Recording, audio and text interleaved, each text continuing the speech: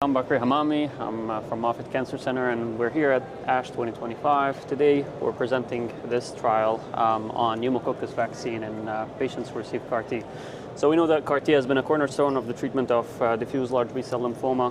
One problem that we're having is the sustained immunosuppression that happens after the patients receive vaccines, mostly because of the B-cell aplasia that happens afterwards. And we've been trying to give patients to treat this in different ways by giving patients vaccines towards pneumococcal in particular, which is what this study focuses on.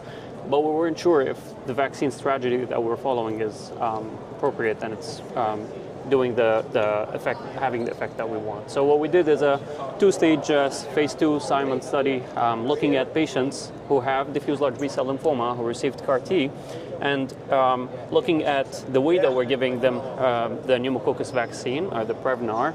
We gave them the vaccine at 3 different time points, at apheresis, and then at day 30, and then at day 90.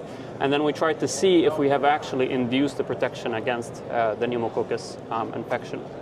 What we show in this study is that we were able to enroll about 26 patients. Our primary endpoints for this study was the safety of the vaccine. That was the primary endpoint, and then the second primary endpoint was the efficacy of the vaccine. For the primary endpoint, the safety endpoint, 26 patients were evaluable for safety, and there were no vaccine-related adverse events at all, and but also no pneumococcal infections throughout the follow-up period.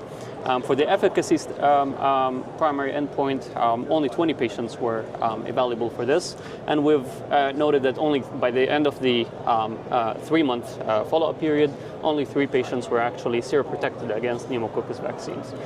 We've looked at secondary endpoints, which include the immune reconstitution by the end of the study period, and what we note in multiple of these figures is that both the immunoglobulin levels and the immune subsets, including T cells, B cells, all of these cells actually are down at 3 months and at 6 months in different intervals after the vaccine.